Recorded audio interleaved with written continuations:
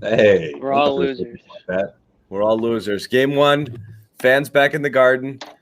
And it could have been ugly tonight. Could have been uglier. This could have been a boom off the court first game back for the Celtics if it went the way it was going. 15-0. I mean, what did you like that? I mean, and then 15-0 run makes it respectable. This is like the flip side of that first New Orleans game where they played really well for 3.5 quarters, 3+ quarters, lose by blow the 24-point lead, and you're like, well, should we commend them for playing their best 3 quarters of basketball this season or the collapse? And this game really got away from them fast. They completely stopped playing in the third quarter, big deficit, and then they make that run late, so you feel a little better about it. So I don't know which one it is. So you guys start here, and then obviously we have possibly one of the worst debuts in Boston sports history tonight. We'll get into it in a little bit. I don't know how else you're going to put it. It wasn't quite the Isaiah debut.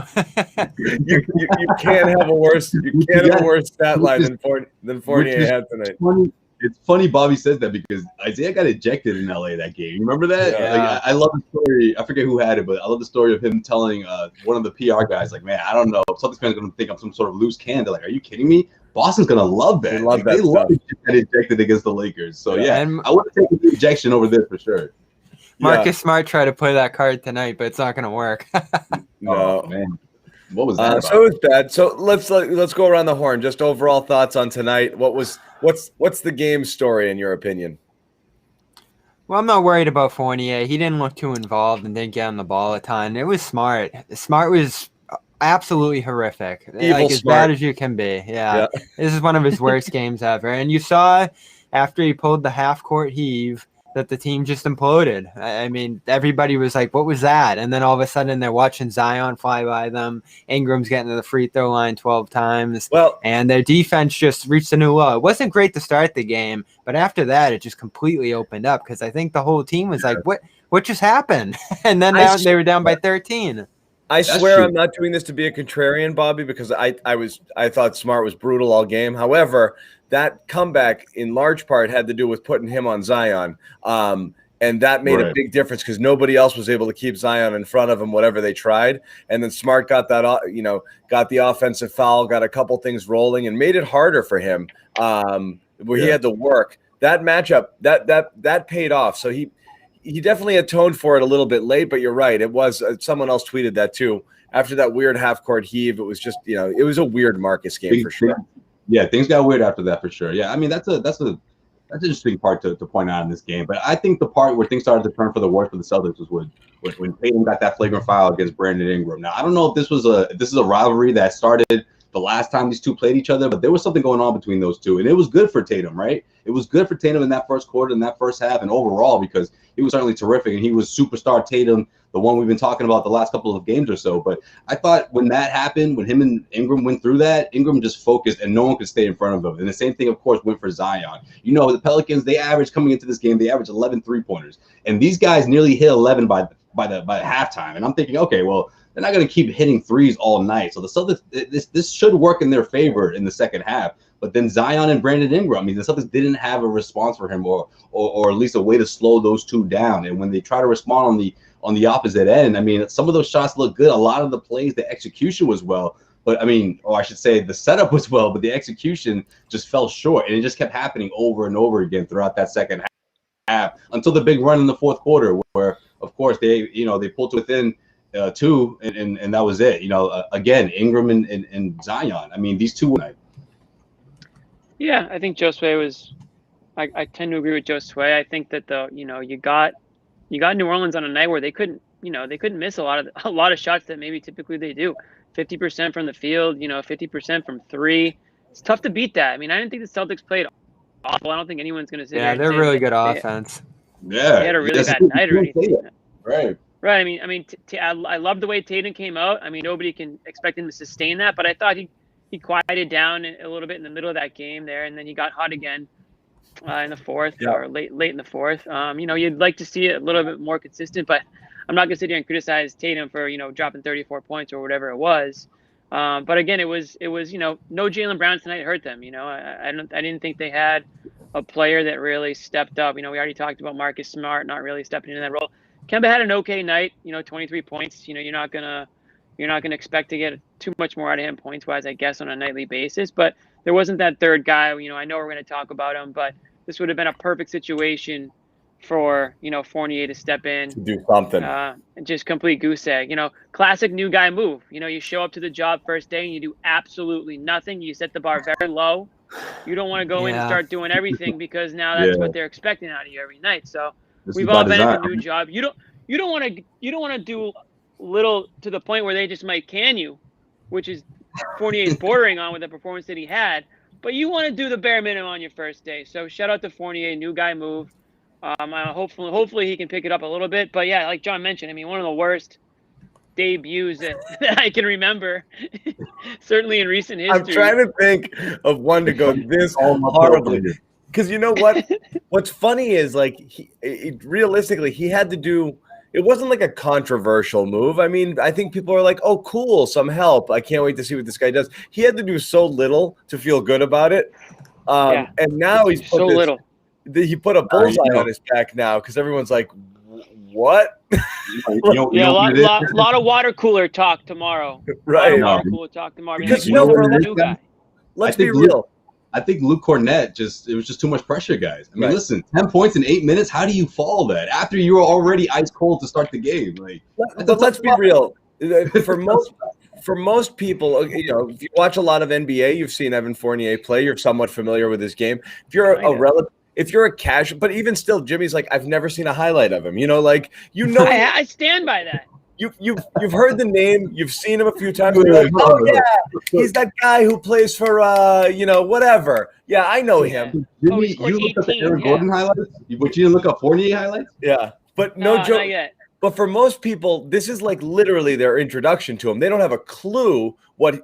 You see stats, you see numbers. That's about it. You don't know anything. So you're literally seeing what this guy can do for the first time. And there's a lot of people who are going to be like, "Wait, what? Like that's it?" I don't think Danny's going to have a problem re-signing this guy. Right. Can't wait. Can't wait to give this guy 4 and 80 in the offseason. Yeah. That was the worst version of Fournier we saw. Oh man. Yeah, I hope so. 0 for 10. I can't believe there's a worse version, but I guess we'll find out. But and like John said, before he came on, that run they had at the end of the game, dampened the plus minus because it was much worse. Yeah, it was minus 24 before he came in on that last stretch there, minus 23. He might have been able to tie the game too if he didn't lean into that 3 or deep 2, whatever that was in the final minute or two there. That was the issue with him tonight too. He not only wasn't hitting a shot, but he wasn't keeping the ball moving either. He got like one short roll past the Tatum in the corner for an open look, but other than that, he was just largely uninvolved. I thought he wasn't on the ball nearly enough, which is where he makes his plays. And some clever stuff here. Evan the Terrible and much debut about nothing. I like that. I like it. See, that's something that John would put on the lower third. That's one of mine. Debut about nothing. That's a classic Xanax Capitosco banner, right? Gotta play on Wally's album, maybe. Oh, I love that. We got an educated Shakespearean audience tonight. But yeah, that was tough. That was a man. dud. No way around it. Like I said, you had no Brown tonight, so you would think that he gets a little bit more space, a little bit more authority to play his game a little bit. He's not worried about I got to get to this guy, got to get to that guy. I want to take a step back, but I don't know. Bad misses by him, bad misses by Smart. Fair point here, DJ. Bad misses by both of them just powered the Pelicans transition attack too. I'm leaving that alone. Yeah, how did we forget that? That's true. Fair point. It doesn't get worse than that, right? That doesn't get worse than that. Fournier had me longing for. What's that, Jimmy? He tried to come close. He tried. Pick up effects. Fournier had me longing for Neesmith minutes. Ooh. I know. I was fiending for some Nickeil Alexander-Walker. That was my guy in last year's draft, and Romeo Langford still. He's out there shooting. He's out there doing his warm-ups, but he can't play yet. And well, he was cleared, right? Goes. Yeah, he was cleared, but he's not physically ready, conditioning wise, and all that stuff. I guess that this is gonna really suck. Now is watching this guy who can barely play himself into shape. Like at this point, Steven said today he's gonna barely play. This is going to suck because the worst thing in the world, off of the wrist, you can still be in decent cardiovascular shape, and then you get into game shape by playing. But now he's basically done nothing for 4 weeks, which is a disaster. A lot of people tweeting me saying that it might have been a hologram and that these holograms are getting out of control. And I actually, I want to hear him speak, maybe a little media availability to really further. Although holograms can talk now too, so yeah, I guess until we see him actually on the court during a game. But John, I said this like we can't even criticize this guy right now because he's recovering from COVID, so we don't even know. I know. We got we're gonna get line now. By the time he gets back into the rotation, it's gonna be like criticize him for sucking because he has no time. Yeah, he has no chance. He has no time. It's a complete bust again. It's so frustrating. He's if he works his way in and he barely plays for the first. Because now you got game. So he's going to, the next 10 games not really be involved in all and start to work his way into the rotation in the final 10 when they're fighting for a playoff spot or seeding and then into the playoffs. It's gone. The whole season's gone again, which is crazy. I mean, he looked winded in that stupid clip that we saw running around with the trainers. I'm just going to assume that was like the second hour of that workout. That's what I'm going to say. He looked terrible. It was the end. He was out there since 1. I'm like, look, just go into the season and pretend like he's never coming back because whatever you get for him is going to be a bonus at the end of the day. I mean, I don't see how you can incorporate him, when he's this far behind and the playoffs is just around the corner. I mean, yeah, the Celtics have this great homestand, 7-game homestand. Actually, I want to. They're playing about what is it, like 14 of the last 19 games or so at home. So it's in his favor. But again, when you're this far behind and there's not that many games left, I mean, this season's gonna wind down quicker than we think. They might have to send him, Neesmith, Taco, and Draymond up to Maine for 2-on-2 action because that's the only way they're gonna get any run into this postseason push here. Really? And Neesmith got it again tonight.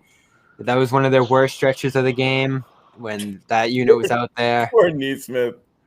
Yeah, it's just not happening for the lower tier youth. Each other the same thing. Like, what is happening in Neesmith's head, literally and figuratively? What a goofy guy.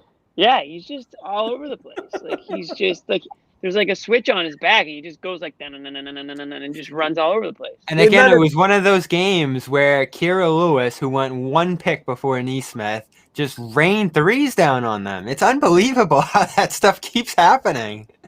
I mean, he's like, Joe Sway was all over it. We were texting in the game. He's like, what's wrong with this guy's brain? Like, he's just goofy. Like, everything he does is weird. And, like, just and even get a putback and fall on his head.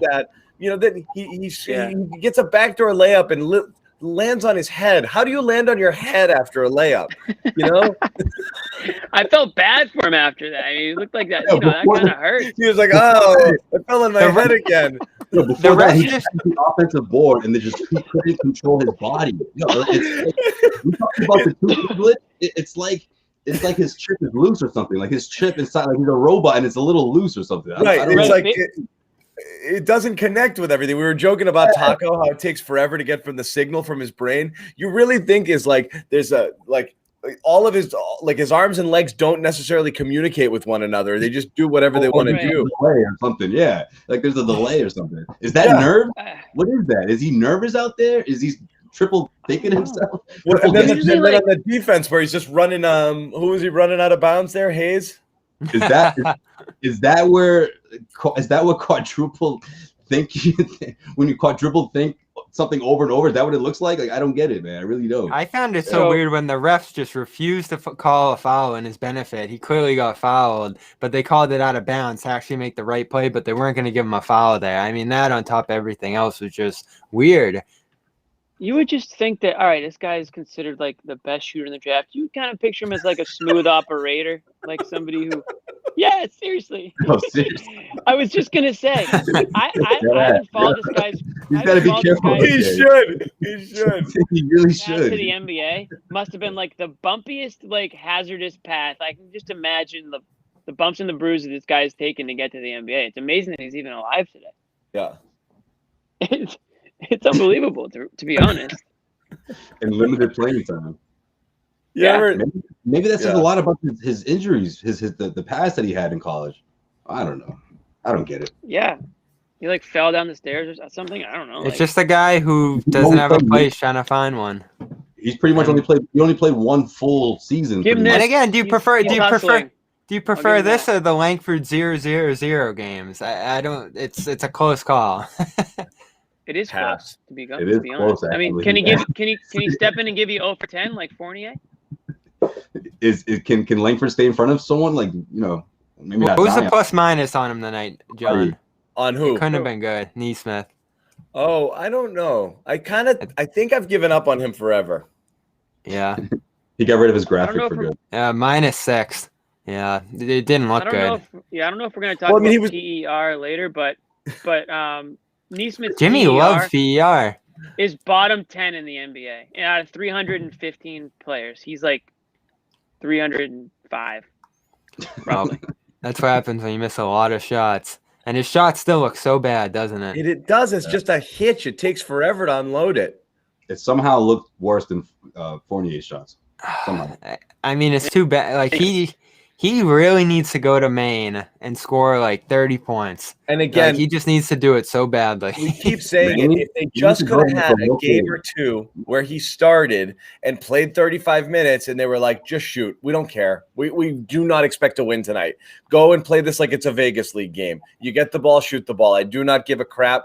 Like, I'm not going to pull you the second you make a mistake. Just go. You know, he never gets the ball. Smith needs to go play pickup games at the Y in Brighton, man. Like some of those guys over there, they got like D3 athletes. I don't know how it is now with post COVID and everything, but he needs some guys who are just dominate somebody. Nothing to lose. Like they have nothing to lose. Just go out there and play with some gritty guys and get your swag back. Like I don't know. Go find the guys that Scal played 1-on-1 and play with them. Yeah. Actually, don't. Back up. Like, yeah. He might lose. He might lose. Anyways, we can stop ragging on. We can stop picking on Neesmith. There's got to be somebody else we can pick on tonight that actually had a big Grant, effect. 5 fouls, 3 points. Pretty fun to pick on right now. He is low hanging fruit. Grant, what you want? Oh my God! Talk about Grant. I got a good stat. Second full from this game alone. 4 of them at least. Neesmith, Smart, Fournier. Mo Wagner had a goofy run. Hold on. Goofy is the key word for this team, huh? All Celtics. I got a stat. You guys want a stat? You want a good stat? Yeah, of course. Fournier. Okay, we're talking about worst debuts ever. Evan Fournier, Celtics debut, 33 minutes. We have it here, 0-0-0. Most scoreless minutes by a Celtic with 10+ attempts since the 3-point era. It's not even a debut. It's the worst game played by a Celtic in history. It's the worst game anyone's ever had. Well, it really felt like it too. I feel like if he just hit a few shots, they probably would have won. I mean, that's one of those games where like after you miss 7 in a row, you should probably just sit the rest out. You know what I mean? Like just keep moving the ball. I thought he was going to get something in the second. Didn't you feel like after he had 0 at halftime, he was going to come out and hit a few? No. It felt like an 0 for 20. Yeah. I didn't think he would actually take that last shot he took in that late in the fourth quarter. I get it. He had a good look, but considering the circumstances, I mean. You could tell he was running from shots in the second half. He didn't. He was like, nope. I'm going to give it back to somebody else. Yeah. Here's one that's similar to your stat, John. Evan Fournier went 0 for 10 in his Celtics debut. He's the 4th player in the shot clock era since 1955 to go 0 for 10 or worse in their debut with a new team. So we were talking about, I can't think of a worse debut. Literally, this is like an all-time bad debut in basketball. Yeah. Meanwhile, can I throw the screen share up here? My prediction didn't play out too well. Be careful what your browser's showing over there, but. know what you're doing up in your room. Here's my prediction for the Fournier Is this opener. one of your little worksheet lists that you make? Yeah. No, this is a tweet. Bobby mails it to himself. This is a tweet. You can't just read it to us. Fire it up, John. You want me to fire it up? Yeah, I don't have the button. There we go. I got the minutes right. We'll be very active tomorrow. 33 to 35 minutes with 20 to 23 points. Oh, that is such a Bobby prediction. I know. I thought you were aiming for 7 to 13 until I got to that part. 3 to 4 rebounds and 4 to 5 assists. Not quite. Everything is awesome in Bobby Celtics world. Yeah, that didn't work out. I got the minutes. 33, right? You nailed the minutes. Oh, NBC's showing a montage right now. Yeah. Woof. 2 steals, 2 blocks. Let's give him that. Yeah, it wasn't like I said at the beginning of the show. It wasn't like he played well and just missed some shots either. He was just so uninvolved. Exactly. The only thing you remember from him are missed shots. Literally nothing else. Yeah. I said it to you guys. That to an extent. I mean, couple good back-to-back possessions. They still resulted in Zion buckets on the second putback there, but he played him pretty clean one time and got the little deflection a second time. So there's a couple things, but for the most part, you're right, almost invisible. And they didn't give him the ball enough. That's what frustrated me. This is a guy that needs the ball in his hands a little bit. Make some plays. The ball enough? Yeah. Do you remember him leading the offense all game? I don't even think he got a set. No, I mean, he needs a walkthrough. I mean, this guy just showed up and met the players today. They gave him the expecting much. Yeah, they gave him the Neesmith playbook. Go stand over there. Yeah, and in the beginning, that's not how they should be using him. In that first quarter, the way he was moving off the ball, he sort of looked like Gordon Hayward out there. Slashing through the middle, getting to the teeth of the defense, and then it was just like, okay, I'm just going to spot up from here on out. And it was that nice short roll pass to Tatum. It was like, all right, this is how it's going to look. And then it didn't look like that for the rest of the night. This is exactly what I want to see from this guy right now. And that was it. It was 5 minutes. Once he missed the layup in transition, it was over. That was halfway in. See, that could have erased this entire historic performance right there if he made that layup. That's all it takes sometimes. If you just see the ball go through the rim, you can make a couple more shots after that. I'm hoping that we get who was it last year? I'm blanking. Marcus Saw. You remember how he came back the next game? He got a haircut. He looked completely different. I think Fournier needs to shave the neck beard. Completely new look, new city, new team. Might even want to change the number. 94 is the complete whiff of a number. I don't care if it's where he's from or whatever. I mean, you got to start looking better, feeling better. Take him up to your barber. Show him around the city. Yeah, you know what exactly. I mean? Take him to the North End, Boston Barbers, get them all lined up. Absolutely. Yeah. And he can bring Kornet with him because God knows he needs to find a stylist in every way possible too. How did Kornet? Fournier's got weird hair too, huh? Yeah. We all thought Kornet was out the door last week, and now he was the 4th best Celtic tonight. The 4th? He was the second or third. No, that's second. Yeah. That's more of an indictment on the Celtics than that's true. Else. Unfortunately, that's true. I have a question if you guys unless we still want to talk about Fournier. The viewers here are really mad at Smart. Yeah, it was again. I don't think anybody's indicting Fournier for this. You're right. He just showed up and didn't know anything. It's not. It's sad. Smart. It's smart. It was all Smart tonight. He was just such a. Can we talk about the play? I mean, come on. Yeah.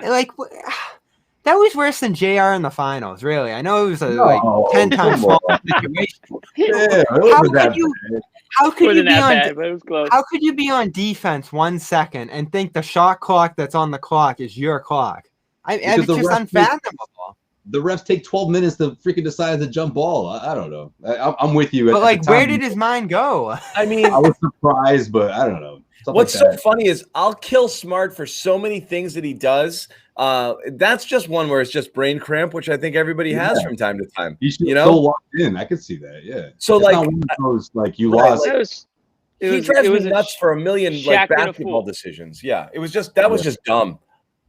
Well, Kemba was like, yo, that the thing that I didn't like about it was Smart didn't be I didn't look like he was my bad after. No, he went on and took a 3 after. Well, I mean, no, immediately after. I mean, I wasn't. No, he was arguing with Kemba. He was like, no. Yeah, he was arguing with Kemba about it. I think he thought he was right. I mean, I don't think it sunk in for a little. So in the immediate aftermath, I think he was making a case. He actually thought he was right, and then probably that might have been Scal's best call. I read his mouth when he said they were going to do the same thing, but I think Kemba trying to tell him no, that clock is for them, not for us. Like I think he saw that ball, whoever gets to it first can score, and in less than a second gets the shot. But it's obviously either that or he thought like once they got it, it was just going to be a shot clock violation, so he just threw it. Definitely. Yeah, but he was arguing his point. And like I said, people are mad at me for defending Smart. Like, trust me, I'm not a Smart defender. I was just in this particular case, just brain cramp. It happened. But you know what, though? They didn't lose the game because of that one play. I don't care if people are tweeting like, oh, the air went out of everybody. Yeah, I don't think they lost because of that. I just don't think he played a great game.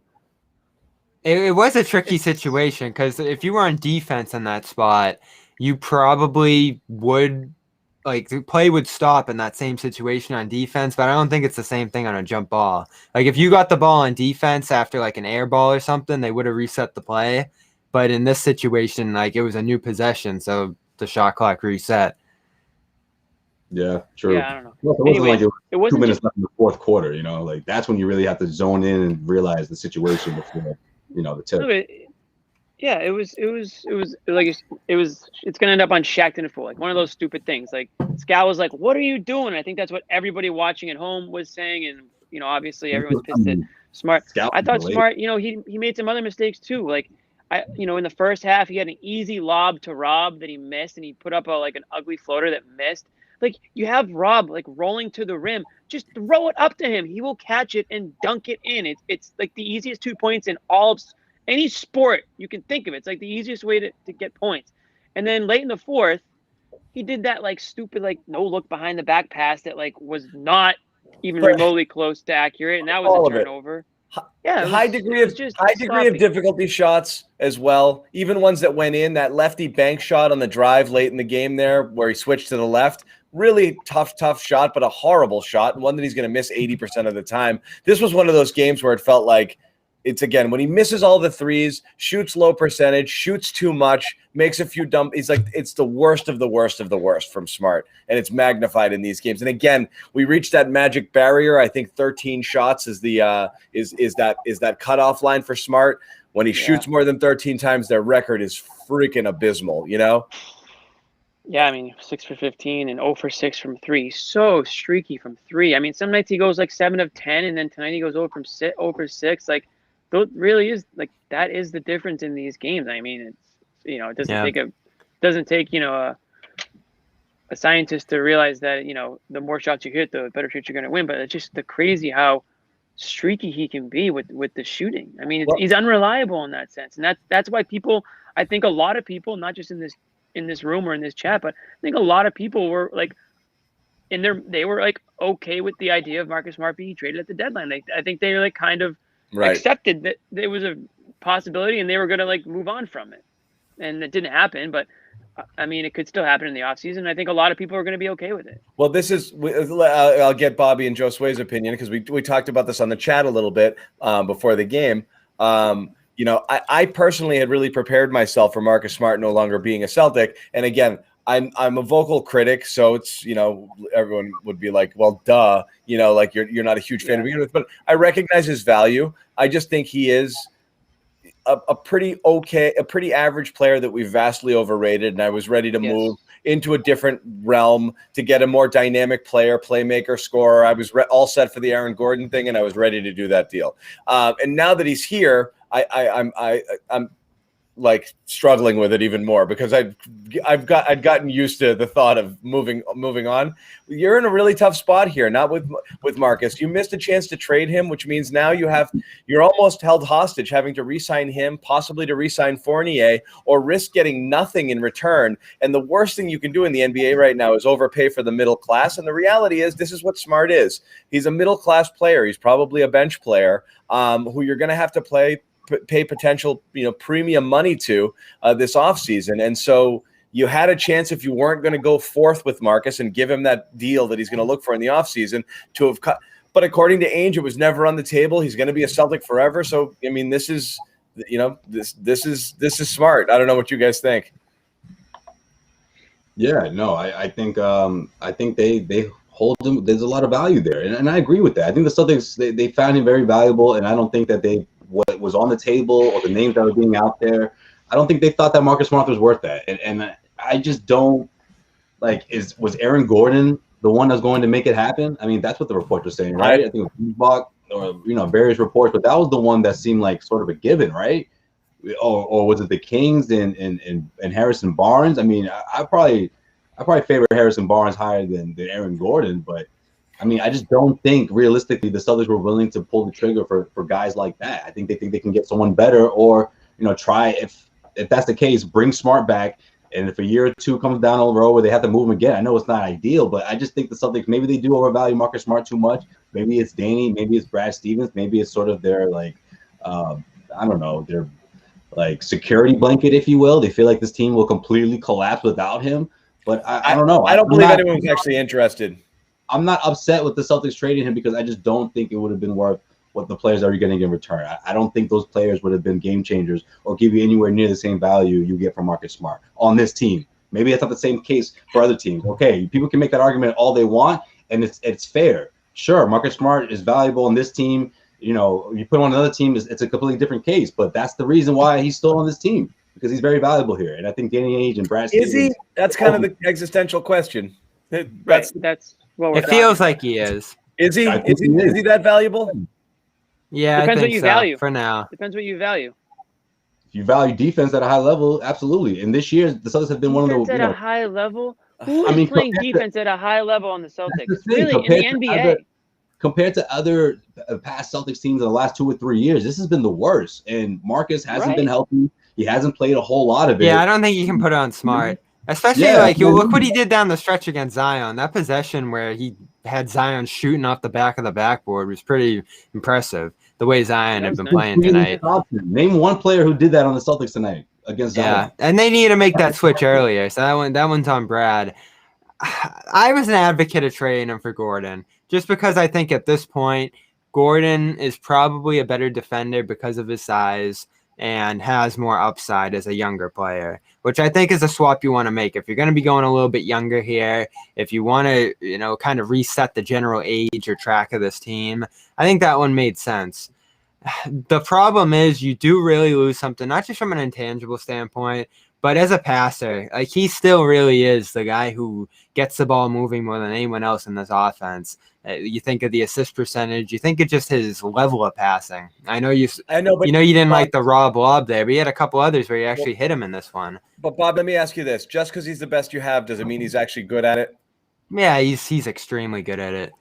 Yeah, extremely good. If you stack him up against playmaking point guards throughout the NBA, why does that mean that he's? I'm saying you put him in the upper level of an extremely good passer among guards. I don't think so. I think he is on this team, but as far as NBA point guards go, he's not in the upper. Well, that's part of echelon of distributing guards. That's not his. That's why you say he's more valuable to you than others. He is, but it's also the devil sort of thing. You're just used to it here, and you're used to extracting whatever things of value you think he brings you that nobody else in the league possesses. But the reality is there's other guys who are chippy defenders. There's other guys who are decent passers. They don't all make boneheaded plays and shoot 36% from the field. Like I said, there's a balance there. You have to look at the whole picture. You can't just cherry pick some stuff. Look at the deficiencies of this team and say he's the only one who passes. That's fine, but he's not an elite playmaker by any means. He's pretty good, and this team is lacking. Right. So yes, you're right. They need someone to do it, but it could be someone else also. That's the thing. This idea that he's the only one that can do it, I think, is we just but if you're swapping that out for Barnes, it's a short roll passer. That's about it. Gordon, who could never in a million years lead an offense, as we talked about at the deadline. That's a tough flip to make in terms of what you need now versus the timeline. I know Barnes has 3 years, so maybe that would have made a little more sense, but he wasn't available. So it was ultimately, would you do this for Gordon? Barnes, I would have really considered it. I would have, but me, I'm high. If it comes down to Gordon, I think I begrudgingly say yes because I think there's upside there. But it was a ginormous risk to make, and I understand why they didn't do it because it was no sure thing. I don't think it was ever on the table. No, I think it was. I do not. You don't think it was? John, just on paper, you don't think that that's a better deal? Well, including Neesmith. Let's replace R.J. Hampton with Neesmith. the never, ever. What's Marcus Smart's value to the Magic? I never believed the losing team wanted Marcus Smart. It makes no sense. Wanted a Marcus Smart in a walk year. So where was his name floating around from? It wasn't Boston. Yes, it was Boston. It was. Trust me. Wait, so. There is no way. It made no sense to me. And then all of a sudden, reports started coming out late from Boston writers about, you'd be surprised how many teams out there are actually interested in Marcus. That was fed, okay? There's no way that didn't originate in Boston, because it's trying to make it seem like, oh, okay, they're trying to drum up his value. Several teams want Smart. Well, maybe I should want me some Smart. I didn't even think about him. There's no way that was real, because as Jimmy said, it makes no sense. What does Orlando in a teardown rebuild want a guy in here who they have to pay real money to next year when they're trying to sell away other veteran players? You're getting rid of Vucevic and Gordon to welcome in Smart? What are we talking about? That's ludicrous. Ludicrous. Yeah, you're getting rid of all-star level veterans to swap it out for a bench guy? You're making it sound like he was. Wait, so you think the Celtics wanted to offer Smart over Nesmith and whatever? I think the Celtics, recognizing that they really did have almost nothing anybody wanted, because nobody wants Nesmith or Romeo, and the picks are low. So there's really nothing. The only theoretical tradable asset on this team is Marcus Smart. So you had to make it appear as if Marcus Smart had value. It had value beyond the Celtics. And so I think that name started getting thrown around to see if there was a little buzz to it. It ended up not being the case. I think the reason the Celtics didn't make a trade is because nobody wanted any package that they were offering. Nothing. And that's why they didn't make a trade. Not Danny didn't decide to trade Smart. No way is that what happened. No way. Right. I mean, we'll never know. I feel like it's the other way around. I'm just saying, practically speaking. I think Bobby gives us I think if there was almost like the delusional Celtics fan that thinks like Marcus Smart is a guy that's. And Danny at the end said, "I will not let him go." Yeah, and like trading him is like agent, I understand trading that. Marcus Smart is like the what's that game that what is wrong with me? Jenga, like the Jenga piece that if you pull Marcus Smart out, the entire thing's gonna collapse on you. Like. Again, I understand we all like Marcus Smart for the same reasons, like his intensity, like he, has been here from the beginning. He kind of like, it feels like he appreciates being a Celtic, and all those things are great. But at some point you have to do, if you're Danny Ainge or whatever, you have to do what you think is best for the team, and bringing in players. And it might be that, as good as Marcus Smart is and great of a leader he is and whatnot, it might just be time to, I felt like it was time. Yeah, I felt like it was time. His value, whether you think it was high or low, it's gonna go lower the closer you get to free agency. There's no doubt about that. The thing I don't like is just the people who act like Marcus Smart is untouchable because like he's Marcus Smart, not taking into consideration that he just doesn't help you in a lot of other ways. Like in a lot of ways that are the reasons that you're not. Winning. Am I going? Okay, I'm going Big C right now. I've pretty much said most of my point. Follow Jimmy Toscano. I want everyone to do it. Yeah, follow me for sure. But what I'm saying is, with Marcus, we all get why he's valuable. The winning plays, the hustle, what it means to be a Celtic. All those things are great. But at some point, you have to say, okay, is he enough? When to start to decline? Exactly, and is he enough to take the Celtics where we want the Celtics to be right now? Joe Sway busted. We got him, folks. I waited to do that to nab you. Yeah, you did it on purpose. And I think there's more. Although there's still people like Bobby, and there's still fans who are like Marcus Smart means way too much. And even though Bobby has seemed to come around at least in some ways, there are a lot of fans. I'm completely torn. Are now coming around on it, and still are torn. It's difficult, but I think they all understand that. Like, listen, if you can flip Marcus Smart for a guy that fills a bigger need. And then you can find a guard, in the offseason that, a pass first type guy or a guy that specializes in defense. They are out there. Marcus Smart is a great defendant, a great, defensive player. But in a league where defense is becoming less and less and less important by the game, by the minute. I mean, every game, these games are going 110, 120 points. And if you're one guy, there's only so much really you can do. Right. It'd be great to have a team. Great to have a lineup of 5 guys that just switch and play defense. They don't exist. The best players in the NBA are all offensive-minded players. Again, it's great to be good on defense, but you ask any coach in the NBA, they'll take good offense over good defense any day of the week. It's like right. Celtics fans are like, that guy, this kid who grew up in Southie or somewhere. It's like, I never been outside of Boston. I never want to be outside of Boston. No reason to. There's no reason to leave here. There's a bigger world than Boston, guys. It's not just, is it Gordon though? I'm just saying there are players out there, guys. Again, this isn't. We're sitting here. Look, let's look at it this way. We're sitting here talking about like the value of Daniel Tyson, Tristan Thompson, and some friggin' dude off the bench grabs 25 boards on them the other day. Like, there's guys out there that do other things. Like in the league here, that's like these aren't the only players here. You can move past them. We don't have to hold on to them so dearly. But you don't go all the time. And they're everywhere. You don't have to panic just because the season's not going your way. I just don't think. Yeah, that's exactly what you guys didn't want to see at the deadline. Hold on, Bobby. You still have a year left on that deal. You still have obviously that favorable contract that you can flip. So why not take that into the offseason and see what's going on? I mean, listen, other teams are going to be in different positions than they are right now. Why flip smart right now, shut the whole thing down when they're trying to make a push into the playoffs and see what they can squeeze out of this team? I know it doesn't look great right now, but I just don't think you panic and trade Marcus Smart.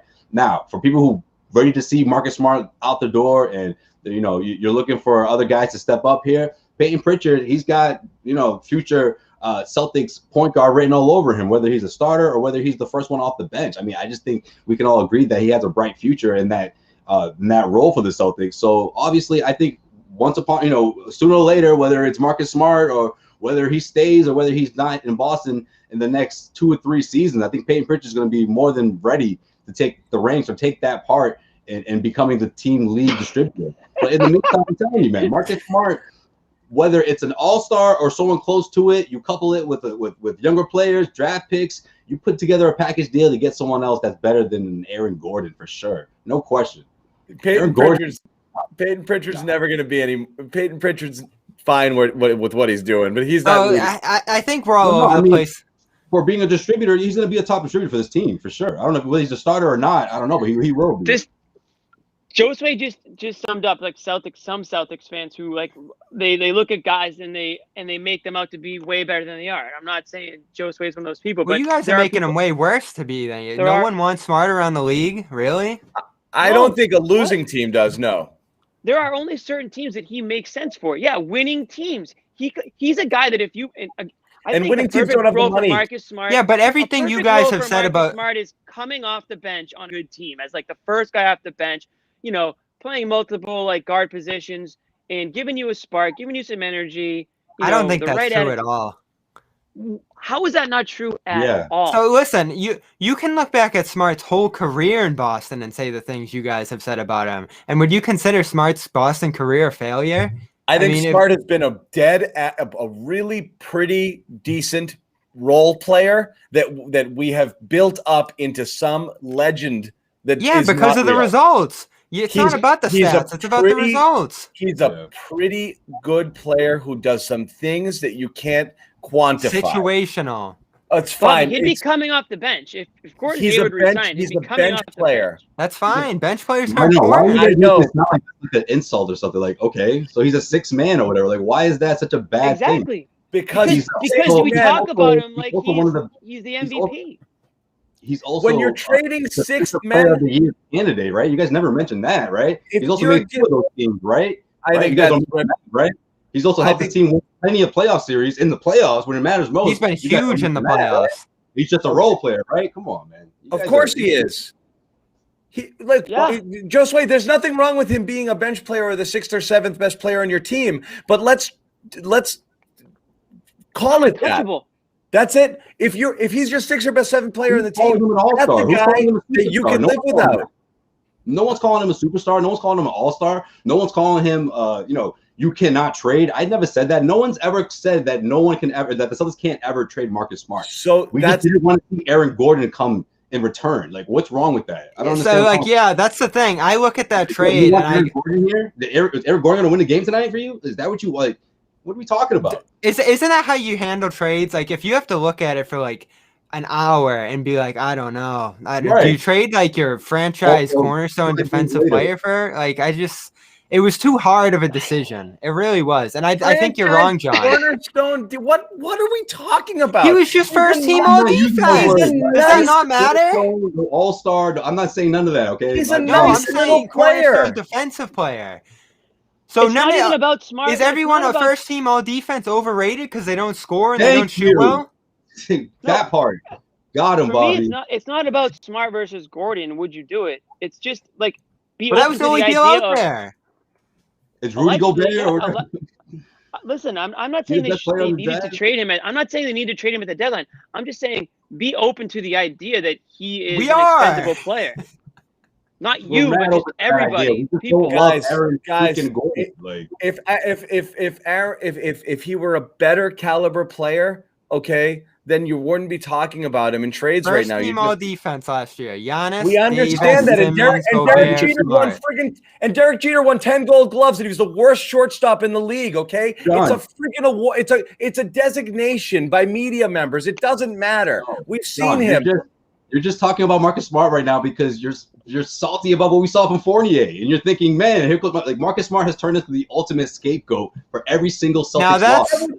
Even when he wasn't out there, people were talking about Marcus Smart. Like I don't get it, man. Sway, I love the fire, and I swear it's great. But honestly, like if you think I invented my Marcus Smart take tonight watching Evan Fournier, you haven't been listening to me for the last 4 years. You're using it as like, oh man, the Celtics missed out on a huge trade. Who's the huge trade? You even said it wasn't Aaron Gordon. So what's the alternative? Not missed out. My grievance is if Smart was really on the table, and if Smart was on the table and we pulled it back, I think it was a mistake. Number two, I don't actually think it was ever on the table. So because the reality is Aaron Gordon? Who's the mistake? I think so. All right, you can watch him rock number 50. We'll see how great he looks for the freaking Nuggets, and I'll get you a jersey. There you go. You can rock that.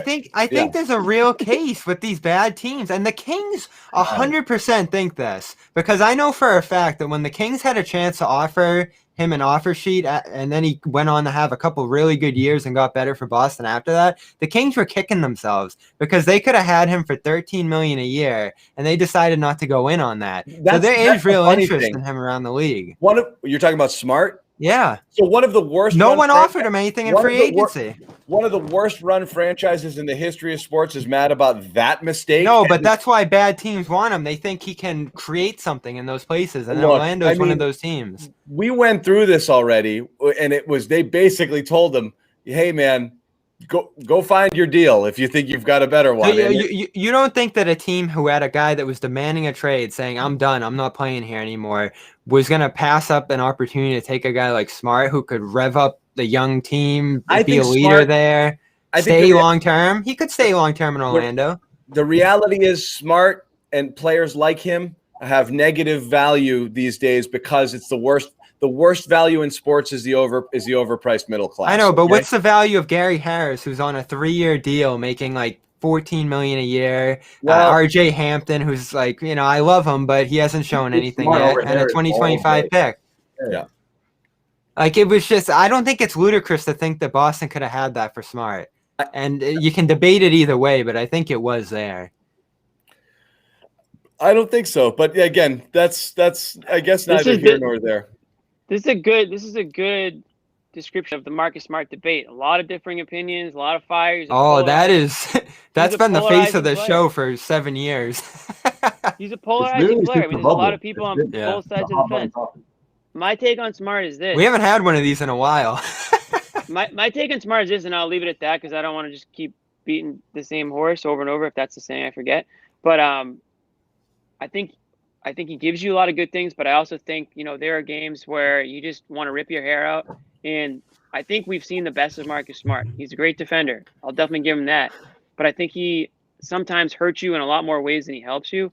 And I also think that Celtics fans over the years, it's like the folklore of Marcus Smart has grown to this magnitude where he's there's been results though. But those plays exist all over the NBA.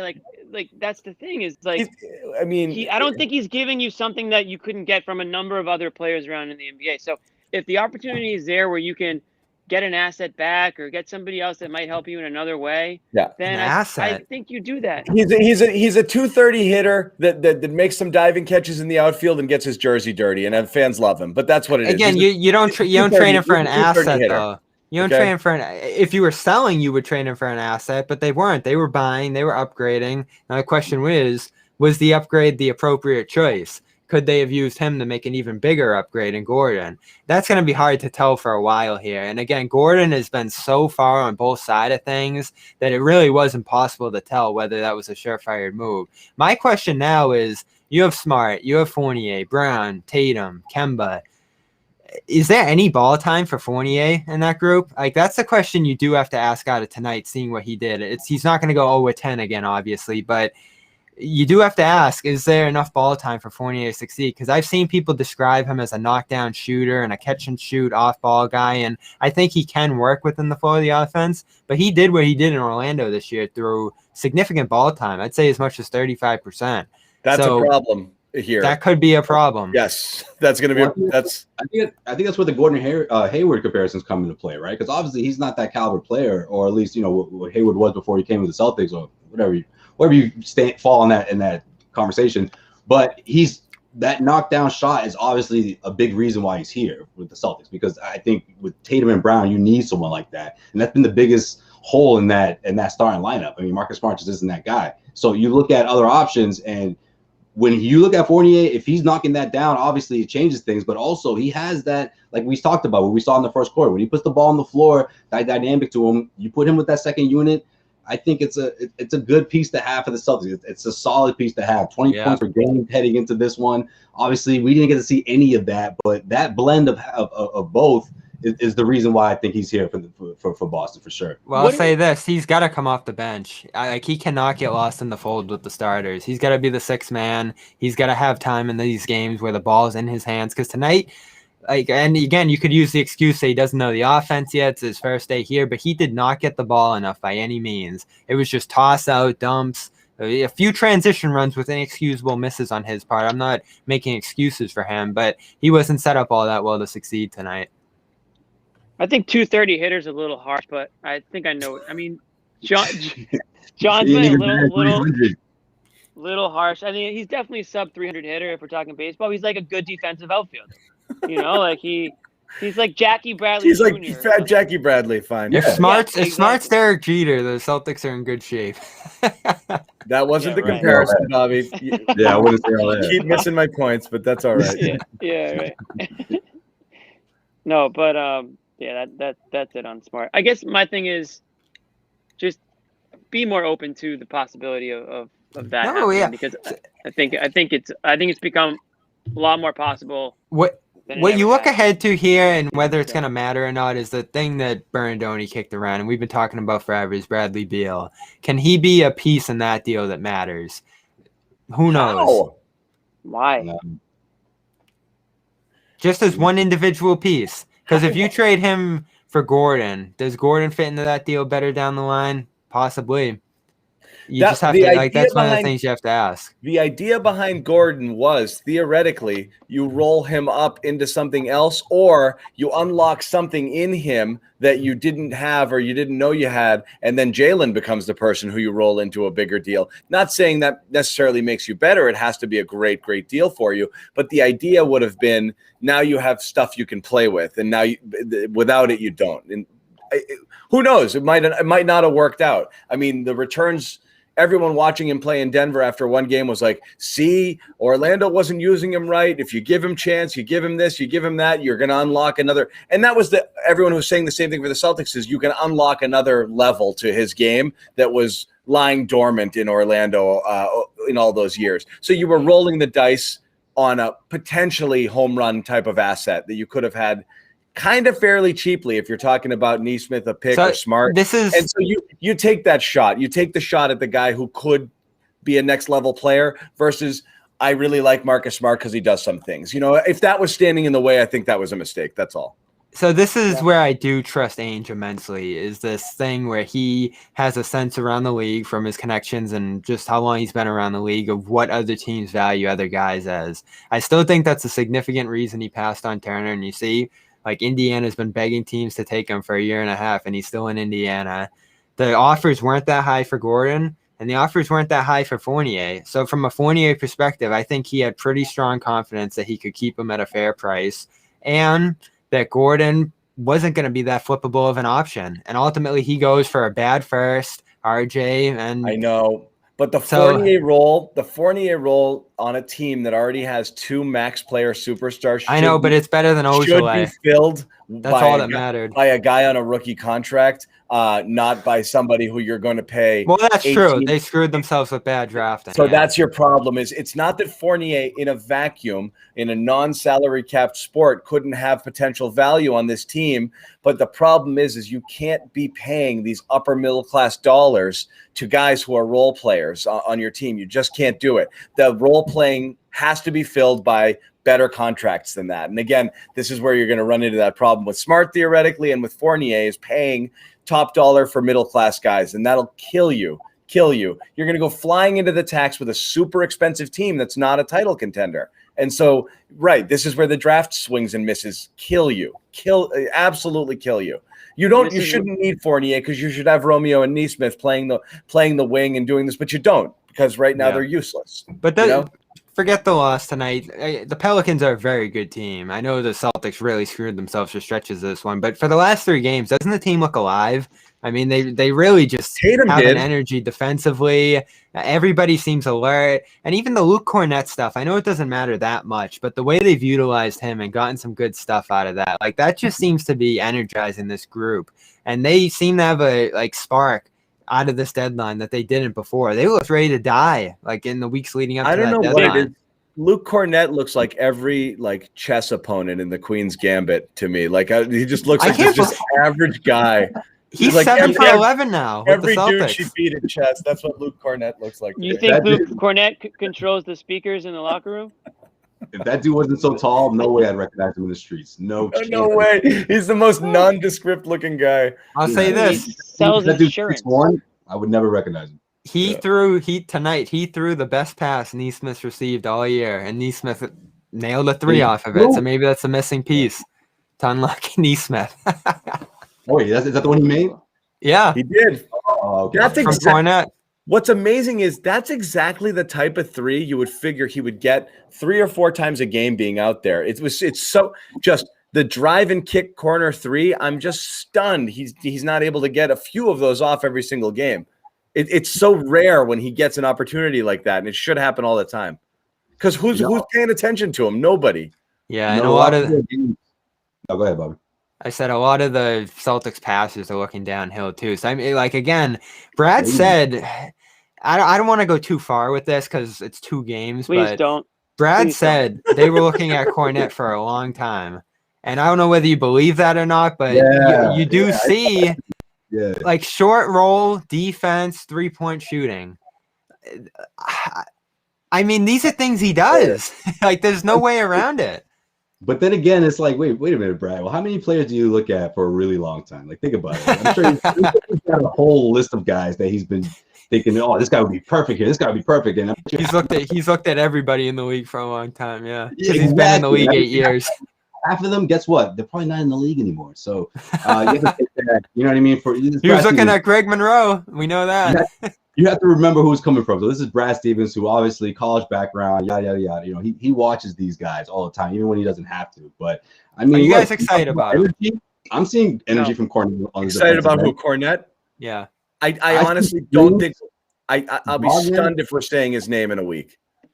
Really? Yeah. I think there's a chance he's better than Wagner. Which, again, what's that matter? But still, I didn't expect that coming in. I thought Kornet was out the door, and now he's really impacting 2 games. So I'm excited for Kornet, like I'm excited when I'm CC'd on an email. It's like I could give me anybody else to talk about on right now. Well, you're excited, right? Good on him. This isn't directly to me, so I don't have to technically respond to this. Is that what you mean by that, Jimmy? Yeah, exactly. It was okay, I guess now, I'll read this. What if you flipped out the name Luke Kornet with DeMarcus Cousins, and he did what Kornet did tonight? I don't think people would be through the roof. Guys, he's fired up. Yeah, now you have my attention. Now you're talking my language. No, I mean, again, listen, it's great that Kornet is. It's great. It's like a bowl of Cheerios. Like what? That's all I'm saying. It's great that he can less play. Excited about, like. Yeah, I think we lost. Yeah. I didn't like when Brad put him on Zion. I didn't like when Brad put him on Zion. That was taking it a little too far, but he pushed his luck a little bit there. It was like LeBron on Olynyk in the East Finals. Good on Kornet. I mean, it's another player that Brad can play over Rob, so I'm sure we're going to see plenty of them. Every time Kornet hits a shot, I die a little bit inside because I know that's like one less minute we'll get to see Rob out there. So, it is what it is. Yeah, exactly. We like again. Kornet, they didn't give the Kornet seal of approval, so that's not true. Okay, so speaking of Zion, I had a question I wanted to ask you guys, and people in the comments can Jayson Tatum or Zion? Is that your question? Close. We talked about the tandem of Tatum and Brown being the best young tandem in the NBA before the season started. I think we at least put them up there. Would you rather have Tatum and Brown or Ingram and Zion? Tatum and Brown. Zion, I'm watching him tonight. So Zion impresses me immensely. Who's the best player out of the four? Tatum. And here's why. Is it Zion? So Zion, if you watch him tonight, there's those incredible moments. The efficiency at the rim is insane, but he's completely missing the three-point shot right now, which matters, even though he's incredibly efficient at the rim. His playmaking's there, but I'd say it's about even with Tatum's at this point, maybe a little bit better. But the defense, he's dancing around, not quite like Nesmith, but he's a little lost on that end. And the shape, I look at him again tonight, and after his big burst, he has to go take a flying leap on the bench and take a ginormous breather. Physically, he doesn't look right. He needs to lose probably 15 pounds because he carries too much weight. I think it's going to become an injury concern at some point. He does. There's just so many red flags. Bobby, you realize he's in his 65th professional game right now, and he's putting up historic NBA I know it's numbers. impressive, but the red flags are. I mean, so you're worried about his health, and you're right. His health is your only, and his defense. They're 25th in defense. Again, John just said he's in his 60th game. You can't expect him to be this defensive stalwart. I know, but he's got to be good on that end. I mean, is Tatum and Brown light years better than Zion and Ingram defensively? Yeah, I think Ingram over Brown. Tatum's a borderline. When he's rolling, he's borderline all defense. I take Ingram over Brown. If it's Ingram over Brown, it's also Zion over Tatum. So I don't know how we're having this conversation. Brown was an all-star this year. Ingram wasn't. 60 plus games, man. Tatum's got. He's been around a little longer. You got more. And make the playoffs, Pelicans. Let's see make the playoffs. It's not about. Guys. Again, this is Zion's first year. He's putting up historic numbers. He's a 20-point, 50%. All right, plus, you guys go root for the Pelicans. That'll be fun. It's very easy. Bobby can't have these conversations without getting emotional. Bobby's triggered. They're 21 and 25. They're 21 and 25, and they're better than Tatum and Brown. Why? Because they won this Celtics game? Aren't much. Hey, newsflash, bud. The Celtics record isn't much better. I don't know if you've watched this year. Think Zion I know, but we're talking about years of success. He's almost in that. We're talking about who would you rather have it. Who would you rather have the next 10 years? Just fair enough, but right now, if you were projecting, look again. I would say projecting. Oh yeah, I put Zion on. If you're talking about if they played today, I don't think there's a GM out there that's taking Tatum over Zion if they had a choice between the two. I don't think so. He might not have a star after 7 years. We don't know. We have no idea. It's a projection question. You're projecting. We don't think. To Bobby's point, the health is a huge part of that projection. Bobby projected negative.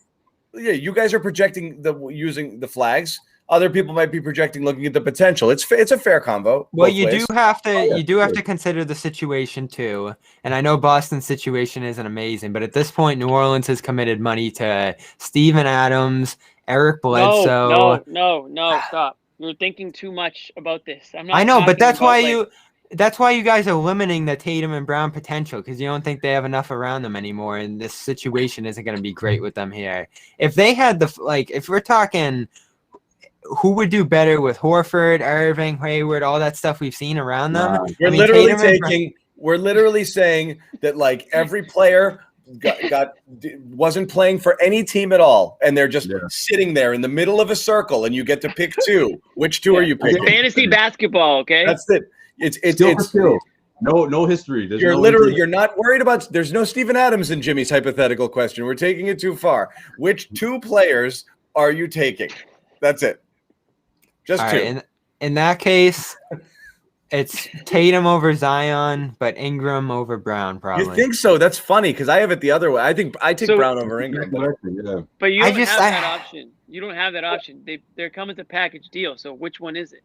I'm taking the Celtics, guys. I just they've proven it to me. But you wouldn't be you if you didn't take him. So I'm glad. Yeah, right. It's all right, buddy. I wanted you to say it. Disappointing. That's okay. It's all right. I think Zion's been anointed a little too early.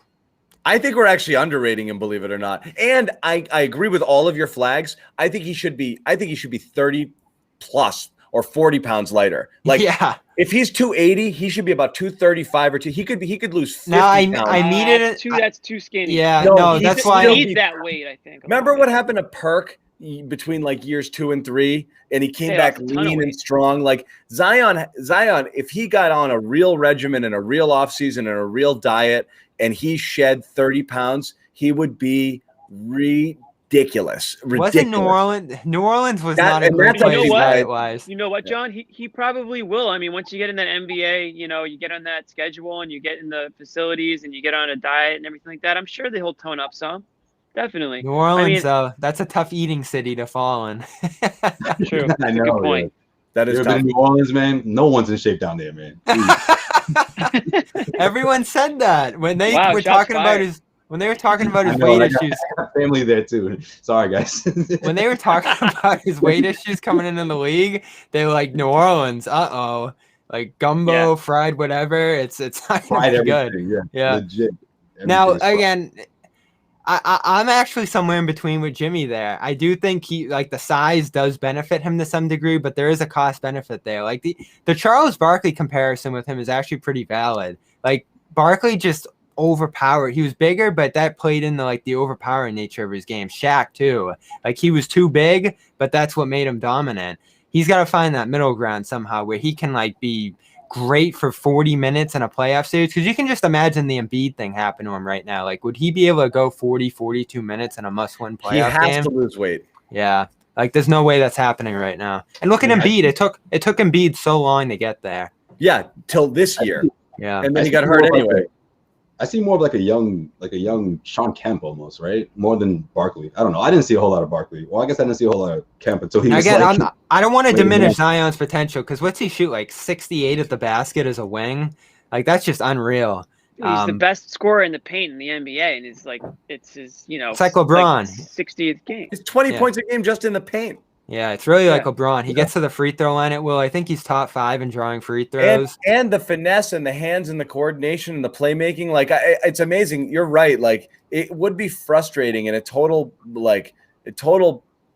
bust if he doesn't find a way to get, shave that down and stay healthy, because he could do so many different things. And he might be an NBA outlier in this era where he'll never, ever, ever shoot threes and still be one of the most dominant players in the league.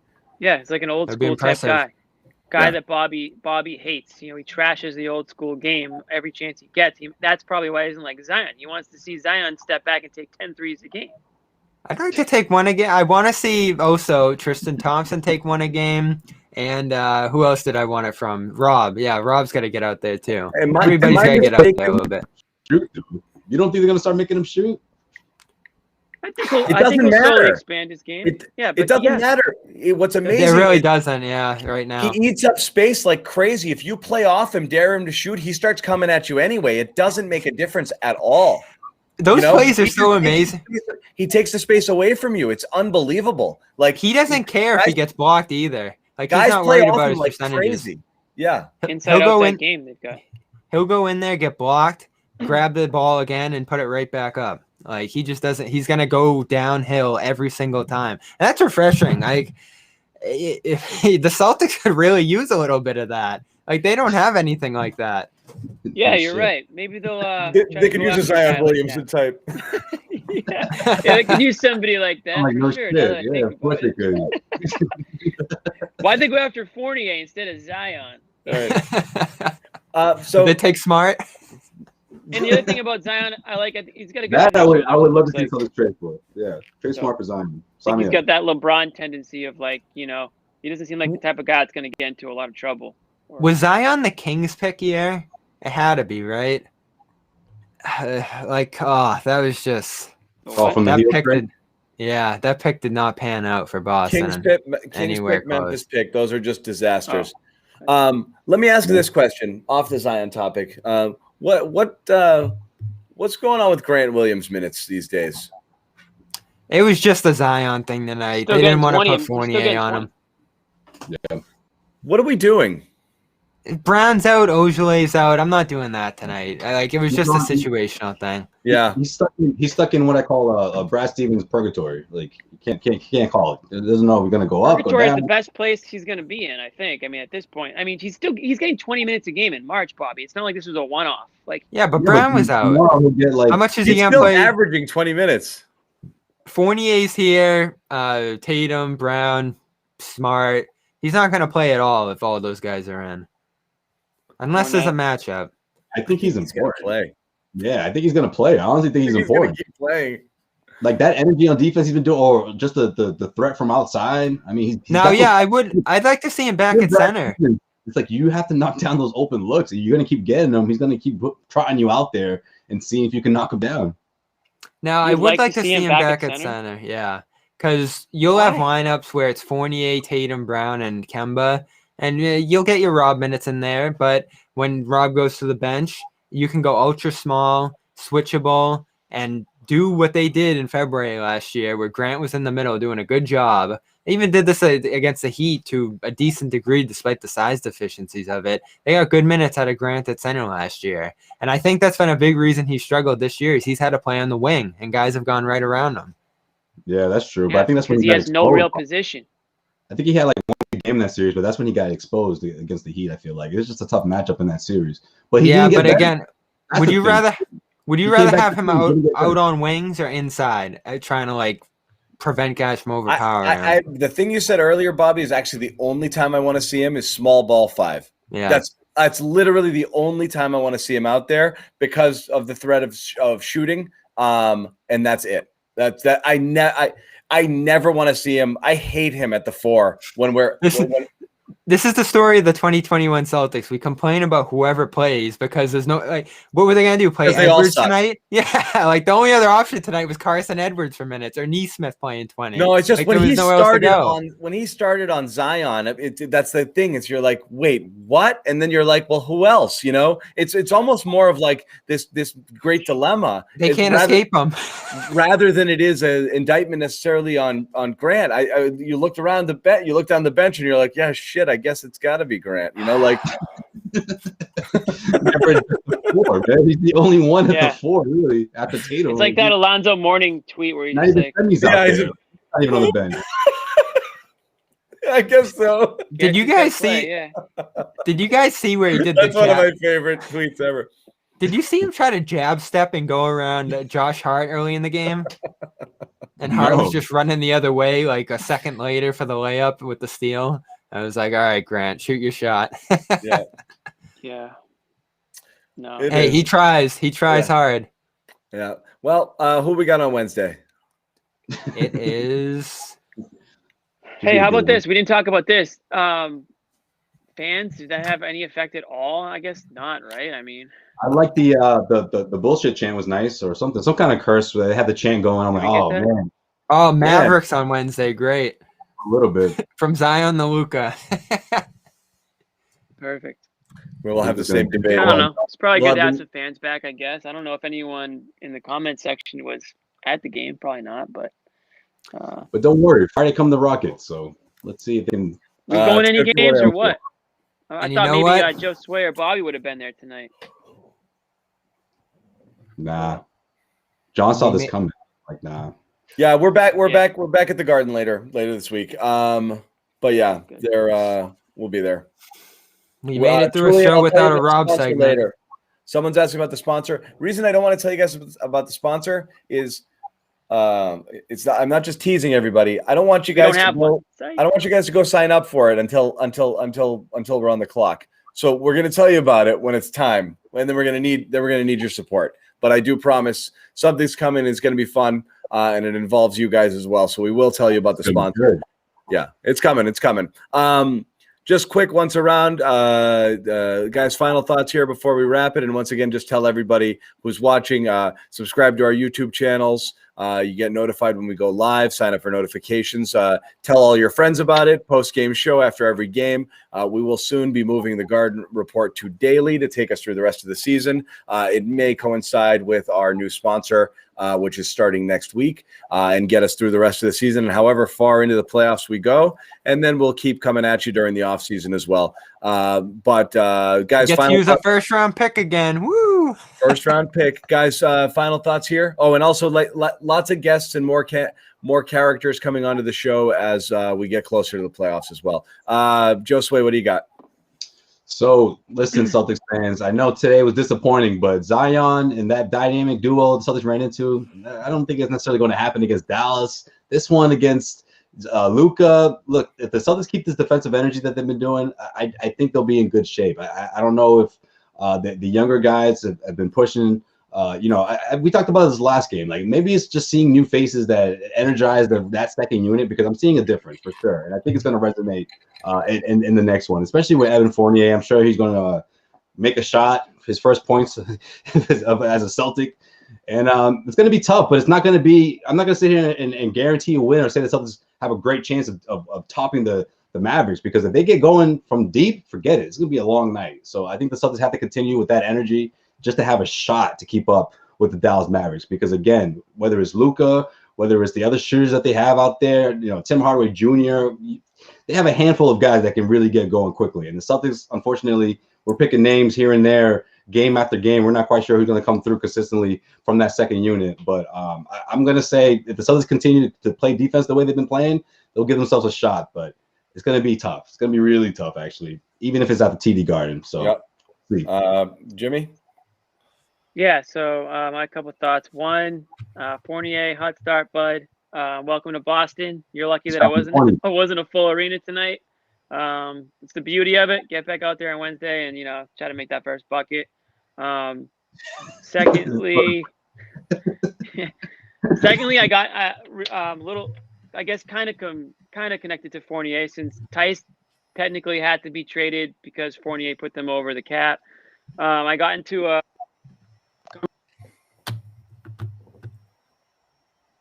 he just touched something. There goes Jimmy. Jimmy, did you touch something? He's just talking away. Mute or something. You went like that. Yeah, he's gone. Okay. Big points coming up. He set it all up too and said everything. I know it was a good setup. Now that's a hard tease. I can't wait. Nobody go anywhere. We're gonna get back to Jimmy. Bobby, give me yours. Well, I was looking for Daniel Tice, but he didn't play tonight for the Bulls. I'm not taking too much from this one. I like the energy. I thought it was one of those smart screw-up games, but we've seen those before, and he'll probably have some good ones in the coming stretch here. My take is about the doomsday scenarios about this team. Like the Fournier trade makes sure they're done for the future and they could potentially lose them down the road. I guess it's all true, but I still look at this season and say there was a real cost to not doing anything. So this still gives them what we've seen, the emotional lift of having a new fresh face in the room, and the front office investing in them rather than pulling away from them. Rob looks inspired. Peyton Pritchard has had his best week since he injured his knee. So some things have gone in the right direction. The next thing to happen is for Fournier to get involved in this offense and start thriving for them. So I still think this team, I said that if they could win 6 out of the 7 in this homestand. You had an 8-game win streak, Bobby, going. But he had 14 games. Either 8-game win streak or 6 out of 7 on this 7-game stretch here. They can cement themselves as a playoff team. I still think that's possible here. But it's a tough stretch. Dallas, You're going to see New York on this stretch, Philly. So they got to close Charlotte. these games, fourth quarters. They got to cement the leads late. Jimmy, what do you got? What's the last thing you guys heard? Something. You set up your Daniel Tice point, and I was going back and forth with somebody, and then nothing. So Fournier, Tice had to be booted because of Fournier's sins. Oh, Tice did play tonight, 6 points. He's still playing. They're still going. Yeah. Right. So I was in a conversation with the self-proclaimed #1 Daniel Tice fan. And sure enough, I clicked on he had a Daniel Tice tribute. Go on YouTube. It's Fongos on Twitter. Fongos had a nice little Daniel Tice tribute, which I got a couple of laughs at. This guy really is the biggest Daniel Tice fan in the world. I don't know what else to say about it. I didn't know there was somebody like that, but credit to him. It's actually a good YouTube follow, so go check out that video. But yeah, other than that, the Celtics just they'll just continue to lose, I guess. So that's what I have to say about that. They're probably gonna lose.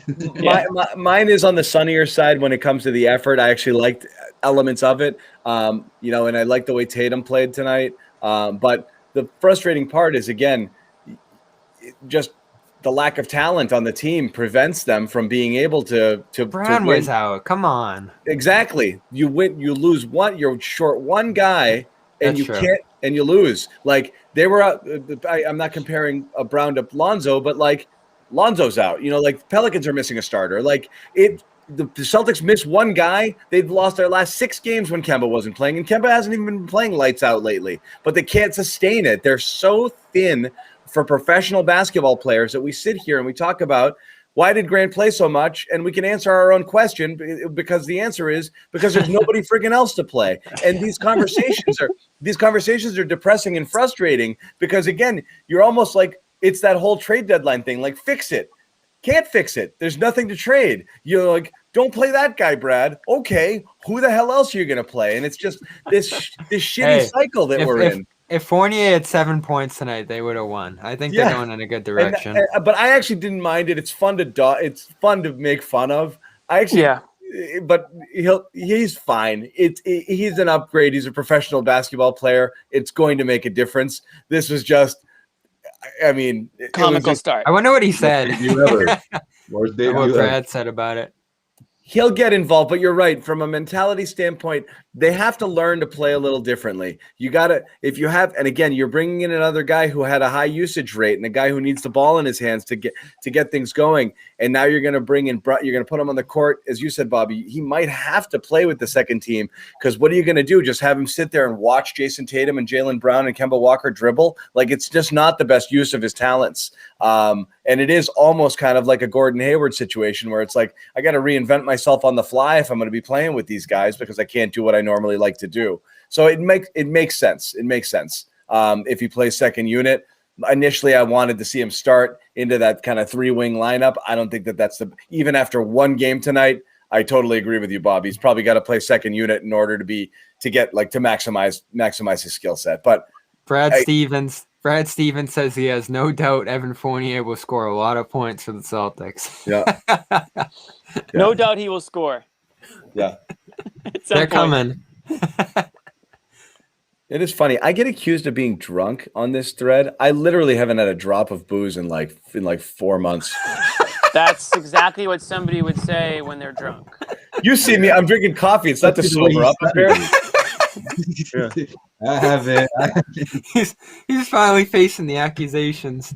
I was like, wait, someone's like, John's tipsy as F. I'm like,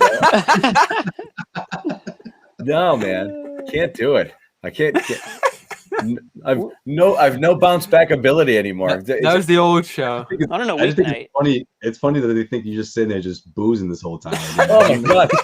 I gotta get up, man. I'm gonna have kids crawling all over me in 6 hours. You can't do anything about that. Not only that, but imagine if you're boozing it up for an hour and a half. By the end of this show, as a host, that would be impressive, John. That'd be really. First of all, we've seen what it looks like when people drink on this show. This isn't it, okay? Oh. Hey, don't tempt me. Don't tempt me. I'll go. What do we got? A game Friday? That was an all-timer. What game was that? The Lakers game? That was a big one too. That he just came Saturday stumbling in here. Dude, I'll go back and watch that. I watched that whole video back. I dominated that show. I dominated every point on that show. So What can you do? Jimmy pulled that back like 4 times. He always watches it. That's a classic. Yeah. How about this? I will have a drink for every 3-pointer Neesmith hits next game. Okay. and I'll be just as sober as I am now. Yeah, right. Wait till the playoffs. That should be fun. Right. John dropping 2 gummies at a time. Yeah, that would happen. It could be. It would just be sinking lower and lower as the show kept going. You got to be careful with those things when you have kids, man. You can't just leave your gummies out. They'll just think it's candy. You can't do it. This is nap time. Yeah, cannot leave your gummies laying around. All right, so that's it. We're back on Wednesday. And Luka time. Who knows? Right, Luka time. That's always fun. Yeah.